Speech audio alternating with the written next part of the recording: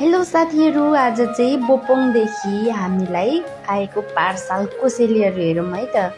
यो चाहिँ सिस्नु हो चोकोमा, अनि त्यसपछि यो निङ्गुर हो। हामीले सबै केलाइसक्यौँ। अनि यतातिर मकैको पिठो छ, अनि त्यसपछि यता मकैको चामल कति राम्रो पिस्नु भएको रहेछ सासु आमाले। अनि यतातिर चाहिँ चाङ पिठो, बुझ्नुहुन्छ कि न, कोदोको पिठो।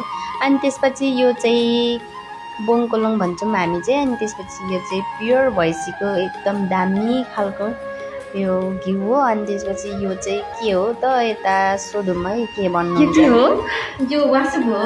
खुसी हुनुहुन्छ? एकदम खुसी छु, भित्रैदेखि एकदम यसको व्यवस्था गर्ने विचार गर्नुभयो क्या? यस्तो राम्रो व्यवस्था गर्छु, यस्तो राम्रो व्यवस्था गर्छु। ल, आजको रात त्यसो भए धेरै राम्रो हुने भयो। खानुपर्छ है, आधी आधी। अनि त्यसपछि मैले सिस्नु यसरी धुँदैछु। यो सिस्नु चाहिँ धुनुपर्छ, किनभने किराको गुहरू के फोहोरहरू हुन्छ नि त।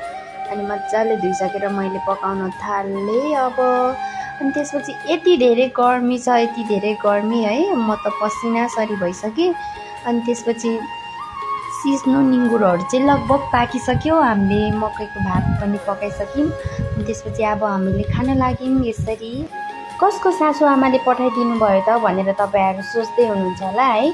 मेरो दाजुको सासु आमाले पठाइदिनु भएको, त्यही भएर दाजुको सासु मेरो पनि सासु पर्नुहुन्छ नि त। थ्याङ्क यू सासु आमा।